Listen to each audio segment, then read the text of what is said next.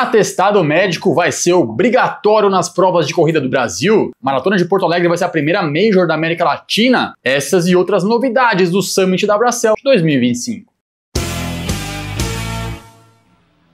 Salve, salve galerinha! Beleza? Eu sou Marcelo Cunha e você está no Manual da Corrida, o seu canal de corrida no YouTube. E nos dias 31 de março e 1º de abril eu estive presente no terceiro Summit da Bracell. O que é isso, Marcelão? Basicamente é um evento onde jornalistas, influenciadores, criadores de conteúdo, organizadores de corrida, empresas do ramo que atuam com produtos de corrida se reúnem para conversar sobre os próximos passos da corrida, sobre o que está sendo discutido no momento, para levar informação e também para fazer negócios. Basicamente é o maior evento de corrida, especificamente de corrida, que não seja ligado a nenhuma prova de corrida do Brasil atualmente. E o meu sonho é que ele seja o The Running Event do Brasil. E lá foram discutidas várias coisas muito importantes, a necessidade de atestado médico para provas de corrida, foi também ventilada a possibilidade de ter um campeonato mundial aqui no Brasil de corridas de rua, o sul-americano que está quase fechado para ser realizado no Brasil, algumas informações importantes sobre check-up médico e outras tantas coisas relevantes que eu vou falar para vocês, mas queria pedir antes disso um favor do coração. Já se inscreve no canal aqui embaixo clicando em inscrever-se, é de graça, na faixa, no Vasco e não leva mais de 3 segundos. Então, se você está curtindo nossos vídeos do canal, se inscreva, porque assim o YouTube entende que nós somos relevantes e curte os nossos vídeos e manda para quem ainda não conhece o canal. Isso ajuda muito o nosso trabalho, então bora conversar? Bom, esse é um vídeo que vai ser um pouco mais longo do que o normal, porque tem mais assuntos para conversar, mas eu vou dar uma resumida bacana e vou deixar os links importantes na descrição do vídeo, caso você queira mais detalhes sobre cada um dos tópicos que eu abordar nele. Beleza? E o primeiro assunto relevante do dia é que a mesma empresa que ganhou a concessão do complexo do Pacaembu, que está ficando simplesmente sensacional, estádio reformado, arquibancada reformada, vai ter hotel lá dentro, pista de atletismo para todo mundo usar,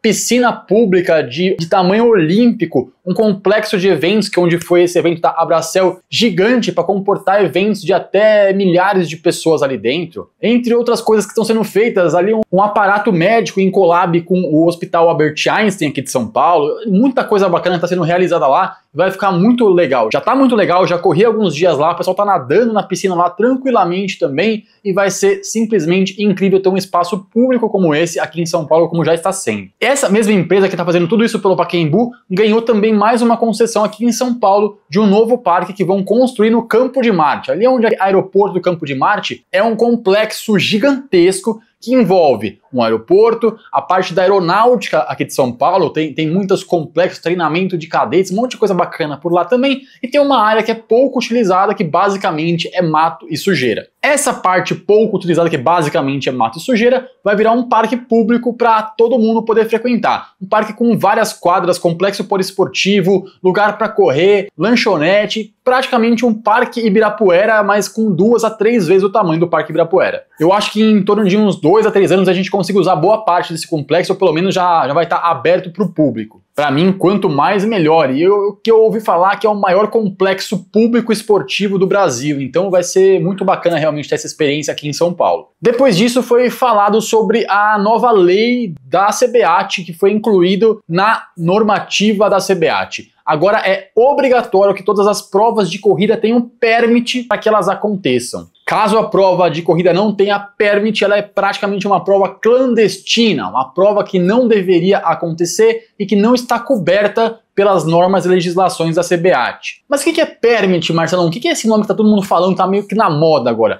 Basicamente, permit é uma autorização que a confederação ou as federações emitem para o organizador da corrida realizar aquele evento no dia que ele solicitou. Para que esse permit seja emitido, a federação ela avalia em torno de 50 itens que a prova tem que atender obrigatoriamente. Por exemplo, fornecimento de hidratação, posto médico, ambulância, demarcação do percurso, entre outras coisas que são muito importantes para que o evento tenha segurança para os atletas, para o staff e para a organização também, por que não? E quando a prova que você vai correr não tem esse permit, ela não foi crivada pelas federações e pode não atender os requisitos mínimos básicos para a realização de um evento de corrida. Pode ser que você vá correr numa prova que não tenha ambulância, ou que não tenha água, ou que não tenha marcação de percurso, nada disso, por exemplo. Isso pode ser um grande problema. A gente torce para que nada demais aconteça, mas quando acontece algum incidente na prova, se a prova tiver o permit, é garantia que ela vai saber como se comportar nesse momento. Seja em um incidente de um carro invadindo o trânsito, de um carro invadindo o percurso da prova, de uma pessoa tendo algum mal-estar durante o percurso, tendo algum acidente, queda ou algo nesse sentido, a prova vai ter estrutura suficiente para atender os atletas que ali estão. Por isso a importância do permit. E a mesma CBAT está estudando uma alteração na norma 7. A norma 7 da CBAT é aquela norma que rege sobre as corridas de rua. Eles estão querendo incluir um trecho a mais que obriga as provas de corrida a exigirem atestado médico para que os atletas se inscrevam nela. Inicialmente seria algo como necessário, não obrigatório, e após um tempo de adaptação, que eles falaram em torno de 1 ano, as provas deveriam passar a obrigar o atestado médico para que elas sejam realizadas, para que o atleta consiga se inscrever nelas, na verdade. Isso daí já acontece em alguns outros países da América Latina, como por exemplo na Argentina, no Chile, em alguns outros países também já acontece, já é obrigatório, e a incidência de provas que não exigem isso é praticamente zero, são, como eu disse antes, provas clandestinas. Mas o Brasil tem uma particularidade: quando a gente está em São Paulo, como eu estou aqui, é tudo muito fácil, você consegue atestado médico com médico, passa no médico, compra atestado médico. Infelizmente existe um mercado paralelo de venda e compra de atestados médicos. Mas se você quiser seguir o caminho correto, você consegue um médico pelo SUS, pelo seu plano de saúde, facilmente e muito rapidamente consegue um atestado que é válido por até 1 ano. Mas será que em todas as cidades do Brasil, o Brasil é enorme, será que em todas elas a gente tem essa mesma facilidade para conseguir um atestado médico? Será que todas as pessoas conseguiriam ter acesso a uma estrutura médica para ter esse atestado médico emitido? Algumas polêmicas aconteceram sobre esse assunto, inclusive com os organizadores. Será que o atestado médico é realmente para proteger o atleta de algum incidente ou é para eximir a organização de algum incidente que ocorreu no seu evento? O que é verdade é que para isso acontecer vai aumentar bastante o custo dos atletas, das organizadoras e da federação, inclusive. E juntando com esse assunto, foi lançado o projeto Corrida Segura, de uma collab de alguns médicos que criaram esse projeto, que basicamente visa levar informação da importância do check-up para a realização de atividades físicas. Esse corpo médico está lançando também um aplicativo que vai centralizar esses atestados médicos para que as organizadoras consigam consultar de forma prática e rápida. Quando você digitar o seu CPF, igual ele consulta os seus dados, nome e tudo mais,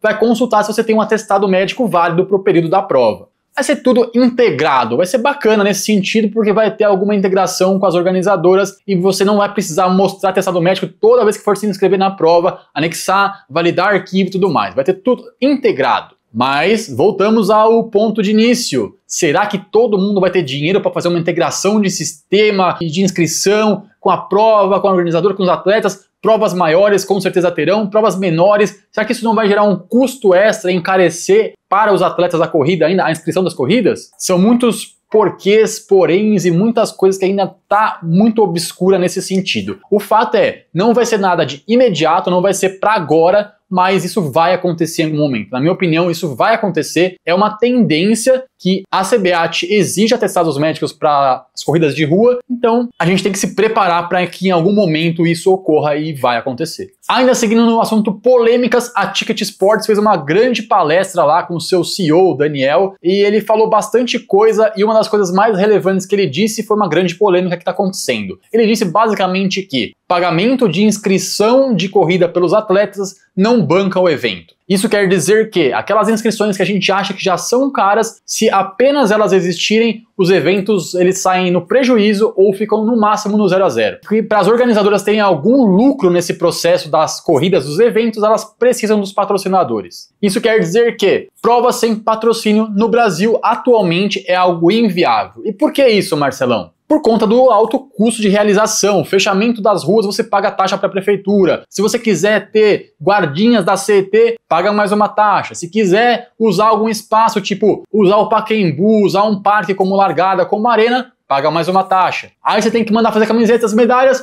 paga mais umas taxas. E aí quer ter um kit bacana, gasta mais dinheiro. E aí quer ter uma arena bonita, com algumas ativações, com alguns pós-provas bacanas, paga mais. E no final das contas, essa conta toda não fecha apenas com os valores das inscrições dos atletas. E eu até acredito nisso daí, viu? Porque eu já organizei algumas provas, participei de organizações de alguns eventos que eu sei quanto que a conta custa no final do mês. E sim, não ter patrocínio pesa bastante na organização e no bolso dos organizadores. Se tivesse que dar lucro sem ter patrocínios, o valor da inscrição seria tão inviável que a prova não aconteceria. Mas qual é a sua opinião sobre esse assunto? Quero ver também. Será que você acha que só as inscrições pagam o custo das provas de corrida? Ou não pagam mesmo e você sabe que é realmente isso a verdade? Depois rolou um talk com a ATC, a Associação dos Treinadores de Corrida, que está sendo famosa nos últimos tempos, principalmente pela cobrança das taxas das assessorias nos parques. Eles falaram coisas bastante interessantes, começaram falando sobre a dificuldade da individualização dos treinamentos em assessorias grandes, principalmente. Imagina uma assessoria com 2 treinadores e 100 atletas. Cada treinador cuida basicamente de 50 atletas com 50 provas-alvo diferentes, considerando que o atleta tem apenas uma prova-alvo no ano. E ele teria que fazer aquela planilha basicamente em função daquela prova-alvo. Isso quer dizer que, enquanto um aluno está fazendo treinos de intervalos ali, treinos de estímulos de velocidade, porque está longe da prova-alvo dele, outros atletas já estão na fase do polimento, porque estão perto da prova-alvo. Outros ainda têm duatlon, triatlon, com 2, 3 esportes, tem 3 provas-alvo no ano de esportes diferentes e tem que encaixar tudo isso na rotina. E por isso a gente tem ouvido muito ultimamente que as assessorias não individualizam o treinamento, que é tudo a mesma coisa, que todo mundo treina igual, que todo mundo treina junto, mesma coisa. E a realidade é que grande parte das assessorias fazem isso pela dificuldade de se individualizar e pelo custo que isso geraria para a própria assessoria. Eles comentaram também sobre a Maratona de Paris, que agora está pedindo para que os atletas levem copinhos, aqueles copinhos de silicone ou mochila de hidratação para essa edição já desse ano, que vai acontecer daqui a poucos dias, por exemplo. Isso virou uma baita polêmica. A Maratona de Berlim já tentou fazer isso uns anos atrás, não deu certo, mas é uma tendência na França por conta das altas exigências deles em questão de reciclagem, de natureza, de sustentabilidade, tudo isso. E a solução que a Maratona de Paris encontrou foi essa: pedir para os atletas levarem seus copos, suas garrafinhas, suas mochilas e encherem nos postos de hidratação. Eu não quero nem pensar em 5.000 atletas enchendo o copinho ao mesmo tempo no posto de hidratação. Eu acho que para trail ainda rola, porque é um público muito menor, são poucas pessoas, 400, 500 atletas, mas uma prova com 40, 50 mil atletas fazendo isso, eu acho que é praticamente inviável. Fica aquela montoeira de gente em cada ponto de hidratação para encher copinho, encher mochila, encher garrafinha, e acaba que a prova não tem uma fluência, não é fluida, né? Você vai na prova e tem que parar a cada 3 km para encher seu copinho de água para você tomar sua água. Um outro ponto que eles abordaram foi a cobrança de taxas, que o Ministério Público já julgou que é ilegal e ainda está naquelas instâncias e tudo mais, das cobranças de taxas para as assessorias esportivas que dão aula ou que unem atletas nos parques ou nos locais públicos. O Ministério Público já disse que isso é ilegal e a polêmica vai se arrastar por mais um tempão ainda, porque ainda tem várias instâncias para serem julgadas, para serem apeladas e por aí vai. Eu não quero falar sobre isso, porque eu já fiz um vídeo sobre isso bem extenso, já deu muita polêmica, mas eu quero escutar a sua opinião. Você acha justo as assessorias pagarem uma taxa para darem aula nos parques de corrida? Ou para estarem ali fornecendo estrutura para os atletas que estão treinando? Se as taxas forem altas, será que as assessorias não iriam fugir dos parques e buscar locais no entorno e o problema só iria mudar de lugar, mas continuaria existindo? É aquela coisa do terceirização do problema. O problema não é meu, então o problema agora é da rua, que o cara tá com assessoria na rua lá em frente ao parque, e aí a guarda, a CT, trânsito que se virem com isso. Depois rolou um talk bem bacana com as organizadoras de corrida que já tem provas com o selo label da World Athletics aqui no Brasil. Teve a Iguana Sports, que tem a SP City, teve a ESCOM, tem a Maratona de São Paulo, que vai rolar por acaso nesse final de semana, e teve a Corpa, da Maratona de Porto Alegre também. São as 3 maratonas que já têm o selo label da World Athletics e já estão mapeadas internacionalmente. Mas qual a importância desse selo para as corridas? Primeiro, tendo o selo, a corrida vai estar num calendário internacional de provas, então todo mundo vai saber que essas provas estão rolando aqui no Brasil. E isso vai fazer com que mais atletas de outros países queiram correr essas provas também. Ter o selo indica que essa prova cumpre algumas obrigatoriedades da World Athletics para ter uma prova que entrega qualidade para os atletas. Em questão de segurança, de hidratação, de transmissão da prova e de outras comodidades e confortos extra. Tudo isso é obrigatório por pelo menos alguns anos para que a World Athletics emita o selo para essa prova. Não é assim, em uma edição você já vai ter o selo. Então é uma sequência, é algo que vem acontecendo gradativamente, ano após ano, a prova vai melhorando sua estrutura e aí sim conquista o selo Label. Que aí tem vários níveis, vários degraus que as provas podem galgar, mas que isso tudo custa muito dinheiro, porque ter essa estrutura custa dinheiro, entrar no mapa da World Athletics custa dinheiro, manter o selo custa dinheiro. É óbvio que tudo isso daí é muito bom para a organizadora conseguir mais patrocínios, conseguir mais cotas de TV, de visibilidade e acaba gerando um lucro, é um ciclo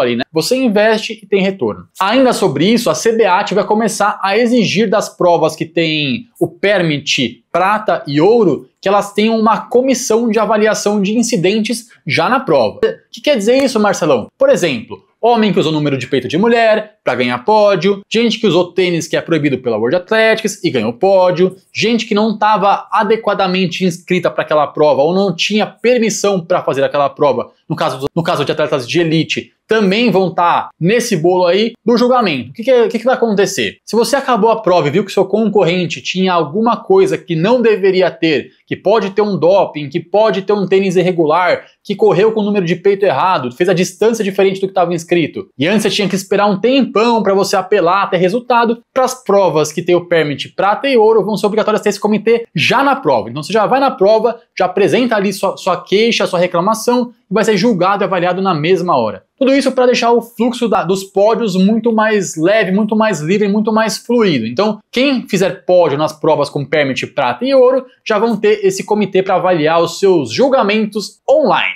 na mesma hora. Outra coisa muito bacana é que a SP City Marathon de São Paulo deve receber uma edição dos próximos campeonatos sul-americanos de maratonas e meias maratonas. Cara, isso é muito bacana. É literalmente dar um passo, um salto muito adiante. Uma prova no Brasil, que já tem esse selo Label da World Athletics, vai receber o campeonato com atletas de elite de ponta da América Latina. Ó, coisa maravilhosa. Torço muito para que dê certo, que assine logo esse contrato e que eu esteja presente nessa edição para filmar e para documentar esse acontecimento histórico. Uma outra coisa também, olha, essa é algo que era inacreditável, simplesmente inacreditável. A Iguana e a YesCon, elas vão juntas, em collab, organizar uma nova prova de corrida em São Paulo. É como se Corinthians e São Paulo jogassem um amistoso jogando do mesmo lado. Inter e Grêmio, Atlético Mineiro e Cruzeiro, Ceará e Fortaleza. Qualquer time desses que você da sua região aí são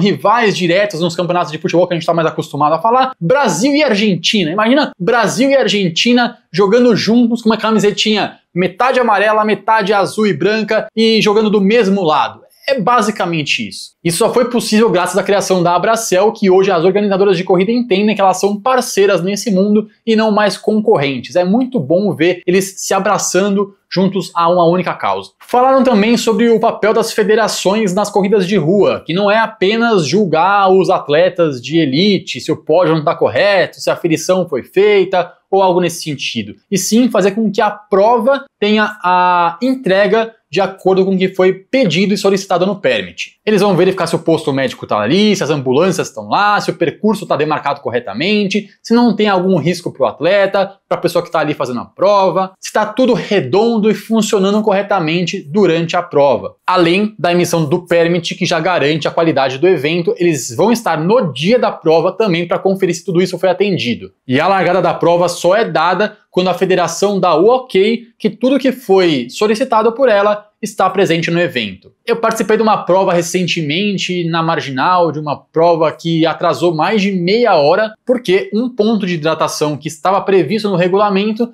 não tinha sido colocado no local certo ainda. Então, a federação não liberou a largada enquanto isso não fosse resolvido. As pessoas não poderiam chegar ali e não ter um ponto de hidratação disponível porque estava no regulamento. Não vou falar uma prova para não queimar também, porque não vale a pena, né? A gente está vendo aí um boom das inscrições de corrida, com as provas mais legais, mais bacanas, que estão no hype, tendo inscrições esgotadas em poucas horas, minutos. Lá teve um talk também falando que este movimento está indo para o duatlon, o triatlon e aquatlon também, que as provas de triatlon mais gabaritadas do Brasil estão esgotando em minutos também, e olha que lá são menos atletas do que atletas de corrida, mas mesmo assim, o que durava meses aí aberta as inscrições para para as pessoas fazerem com calma, se prepararem com calma. Agora é basicamente fila do INSS. Abriu, é todo mundo correndo, batendo porta e socando a veinha para conseguir a inscrição. Uma outra coisa legal é que se ventilou a possibilidade da Iguana, a Yescom e a Corpa, que faz a Maratona de Porto Alegre. Então, Iguana da SP-City, Yescom da Maratona de São Paulo e Corpa da de Porto Alegre, elas vão se juntar, elas estão conversando sobre o assunto de se unir para que a Maratona de Porto Alegre seja a primeira Major da América Latina. Basicamente, as organizadoras das maiores maratonas do Brasil vão unir a sua experiência, que já tem selo label, com bastante experiência, bastante engajamento, para tentar trazer uma Major para o Brasil. E pelo que parece ali, a eleita foi a Maratona de Porto Alegre, que é a que tem um percurso mais plano, que tem mais facilidade para conseguir os atletas internacionais e que já está há mais tempo no mercado também. Olha, eu torço muito, independente de qual for, se for em São Paulo, Porto Alegre, Nordeste, Norte, Centro-Oeste, qualquer uma. Eu quero muito que tenha uma Major no Brasil. É a possibilidade que a gente tem real de financeiramente conseguir fazer uma Major. Uma observação que eu queria fazer, que o empresário que é responsável pela concessão do Pacaembu, ele mencionou algo que eu fiquei meio encafifado, se eu posso dizer assim.